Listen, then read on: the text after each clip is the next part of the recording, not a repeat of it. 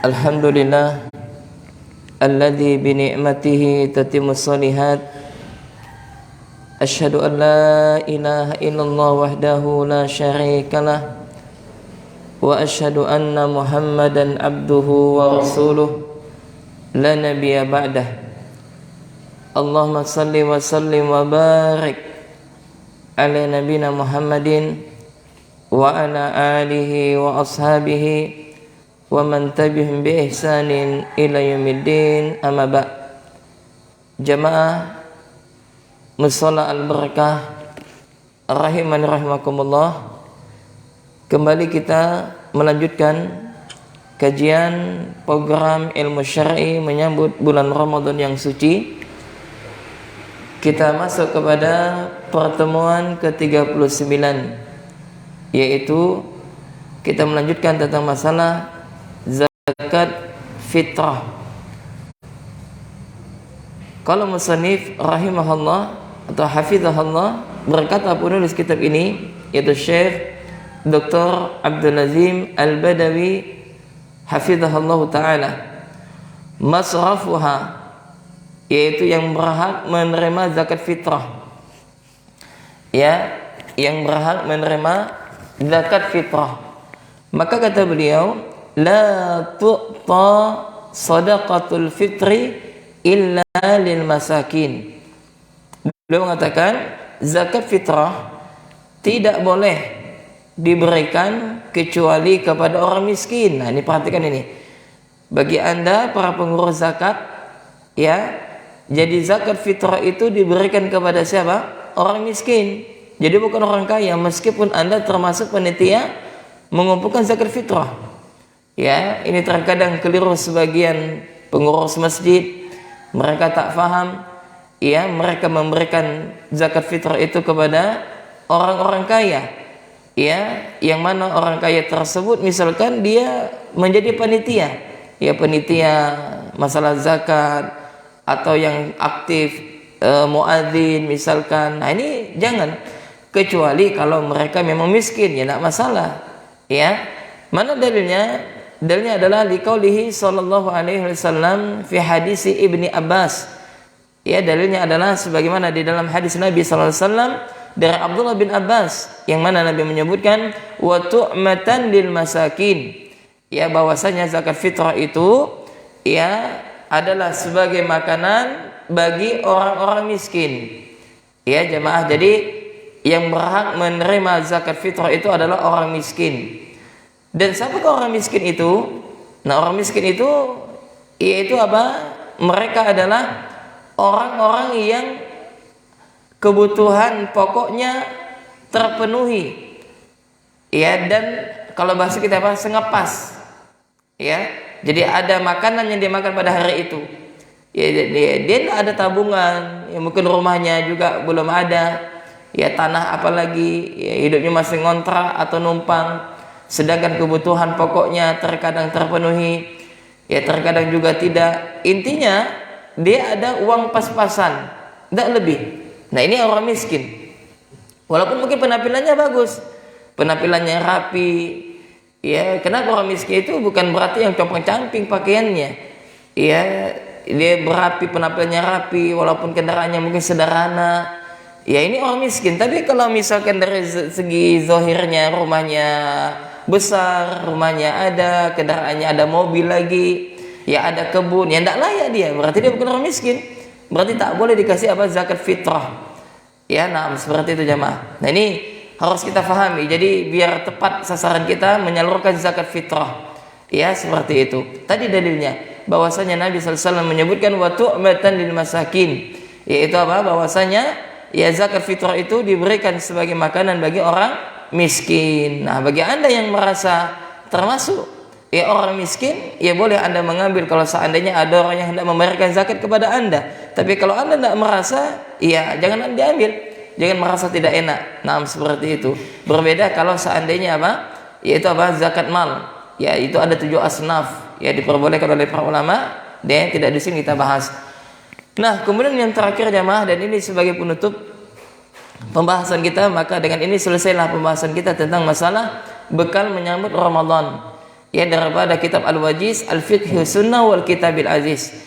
Yaitu kata Syekh adalah shadaqatu at-tatawwu'i, yaitu tentang masalah sedekah tatawwu, sedekah yang disunahkan. Beliau mengatakan wa yustahabu al-iktsaru min shadaqati at-tatawwu'i. Ya dianjurkan untuk memperbanyak sedekah sunnah. Artinya apa? Berinfak. Ya, sebagaimana firman Allah Subhanahu wa taala, "Matsalul ladzina yunfiquna amwalahum fi sabilillah kamatsalin habbatin anbatat sab'a sanabila fi kulli sunbulatin mi'atu habbah wallahu yudha'ifu liman yasha wallahu wasi'un alim." Subhanallah. Ini berlipat-lipat ganda jamaah orang yang berinfak. Apa kata Allah Subhanahu wa taala? Perumpamaan orang yang berinfak, ya, perumpamaan orang yang menginfakkan hartanya di jalan Allah, ya. Apa yang dimaksud dengan berinfak di jalan Allah? Itu apa? Misalkan Anda punya harta, Anda bangun masjid, Anda bangun musola, Anda bangun penuntut ilmu untuk belajar. Ya, misalkan ada daurah, Anda infakkan harta Anda untuk apa? Untuk makalah daurah. Termasuk juga apa? Masya Allah ya, ada yang menyumbangkan makanan, ya kue dan yang semisalnya, air minum. Subhanallah. Ini harta yang diberkahi jamaah. Ya, apalagi ya membantu para janda, membantu anak yatim, ya membantu saudara-saudara kita dalam kesulitan. Subhanallah. Ini adalah orang-orang yang menginfakkan hartanya di jalan Allah. Maka apa kata Allah? Permisalan orang-orang yang menginfakkan hartanya di jalan Allah Subhanahu wa taala, kata Allah, adalah seperti seseorang adalah seperti dengan sebutir benih. Ya, adalah serupa dengan sebutir benih yang menumbuhkan 7 butir.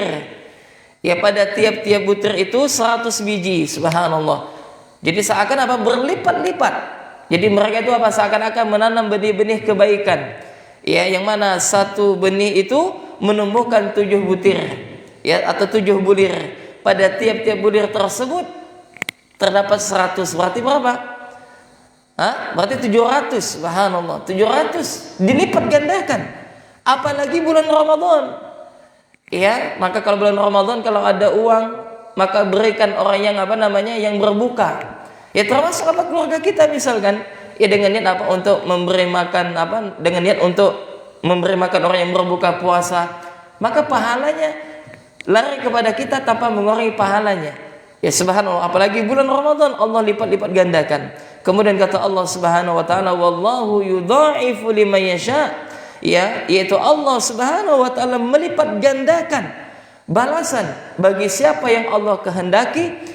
Ya, wallahu wasi'un alim, dan Allah maha luas, yaitu apa? Karunia-Nya lagi maha mengetahui. Ini adalah dalil di dalam Al-Quran surah Al-Baqarah ayat 261, anjuran, yaitu memberikan motivasi kepada kita untuk beramal, terutama sedekah. Ya, pertama sedekah, yaitu sedekah yang berkaitan dengan sedekah sunnah.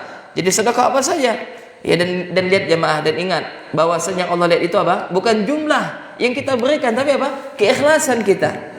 Ya, bukan jumlah. Jadi kita tidak usah malu mau menginfakkan 2.000, ya 10.000, ya 5.000, ya kalau ada lebih, ya lebih, entah uang merah, ya nak. Ya, ini lebih ahsan, lebih baik.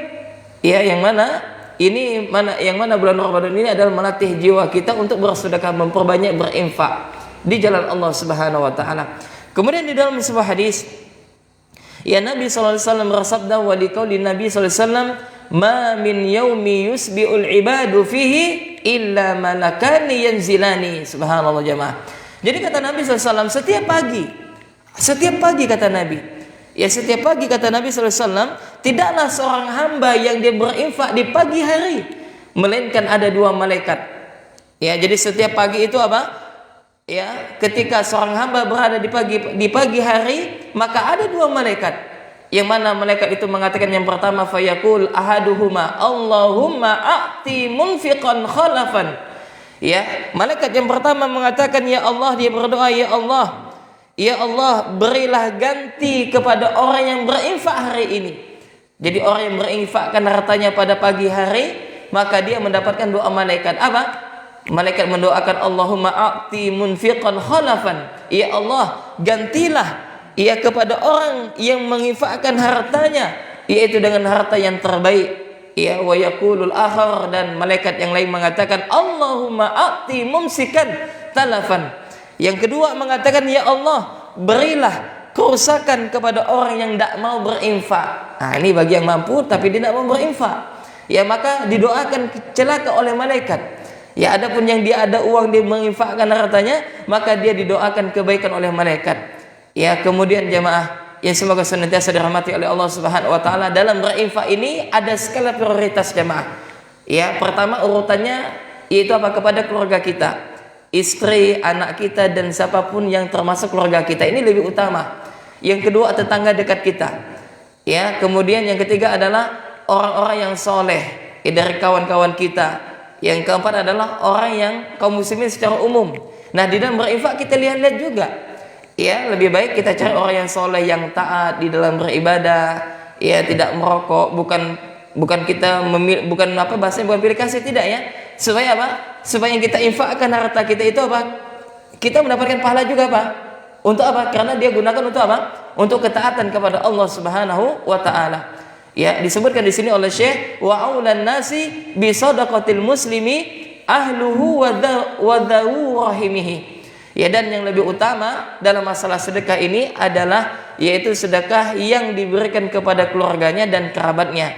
Sebagaimana sabda Nabi sallallahu alaihi wasallam, as-sadaqatu 'alal miskini sadaqah. Nabi menyebutkan sedekah yang diberikan kepada orang miskin adalah sedekah. Maksudnya apa? Fungsi sedekah itu adalah diberikan kepada orang miskin. Wa 'ala dzirrahimi itsintani.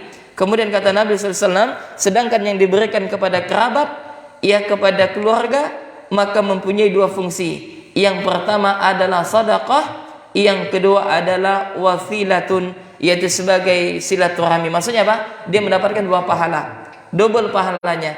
Pertama adalah pahala sedekah, dan yang kedua adalah pahala menyambung silaturahmi. Subhanallah, indahnya syariat Islam. Kenapa jemaah? Karena ada sebagian orang yang keliru. Dia rajin sedekah kepada orang lain, tapi keluarga dan kerabatnya tidak dia dulikan. Padahal dia adalah orang yang dari segi harta mampu. Nah, ini terbalik, jangan terbalik. Ya, kita harus prioritaskan yaitu keluarga kita dan kerabat kita, kemudian barulah orang miskin secara umum kalau seandainya kita hendak berinfak. Ya, dan kita lihat kalau seandainya keluarga kita semuanya alhamdulillah mampu, ya berarti tidak usah yaitu apa? Kita berikan kepada orang yang tidak mampu. Nah, demikian jemaah yang dapat kami sampaikan.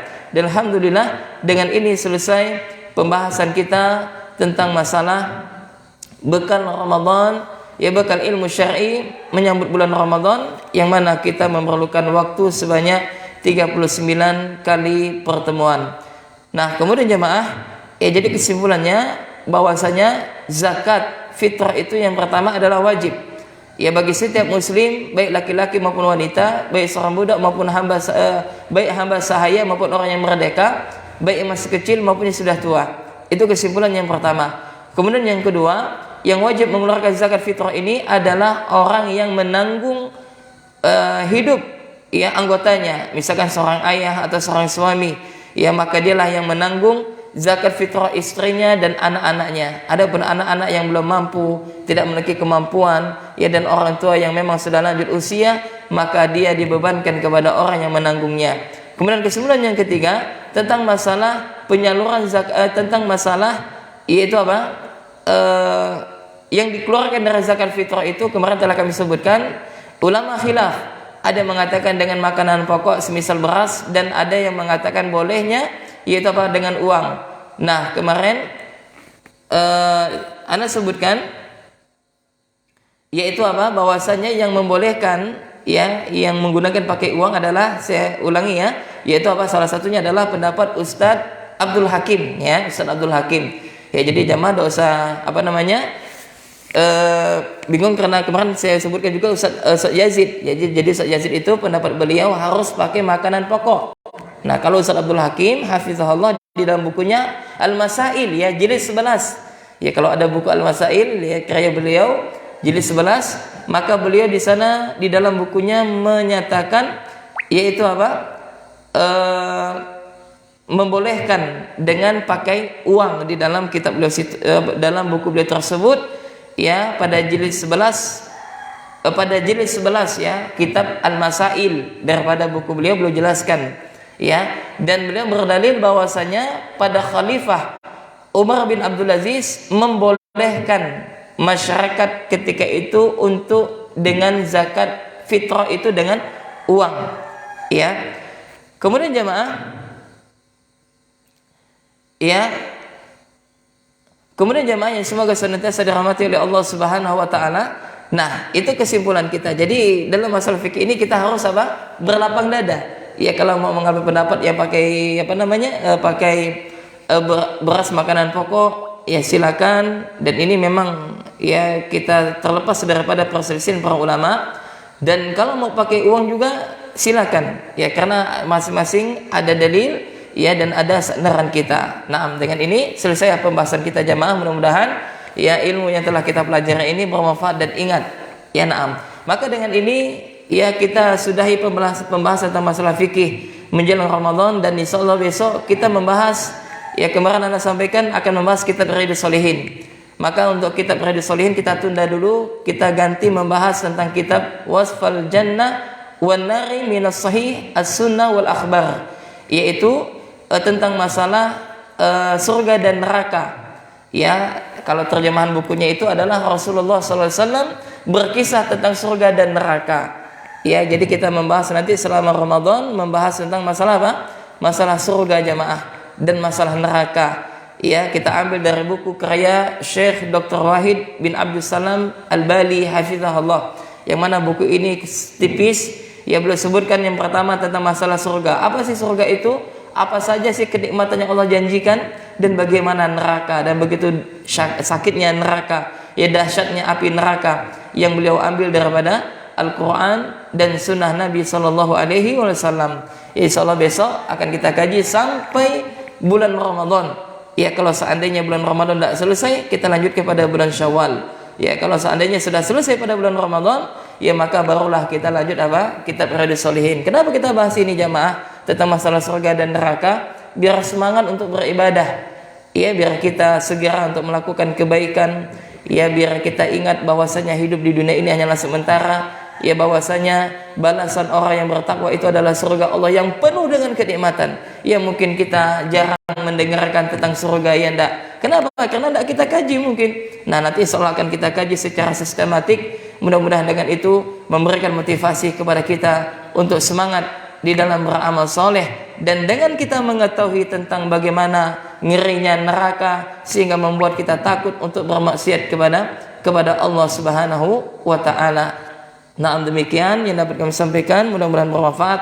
Yang benar itu datangnya dari Allah Subhanahu wa taala, yang salah dari saya dan dari syaitan. Maka dengan ini kita cukupkan, kita tutup dengan doa kafaratul majelis. Subhanakallahumma wa bihamdik, asyhadu an la ilaha illa anta, astaghfiruka wa atubu ilaik. Assalamualaikum warahmatullahi wabarakatuh.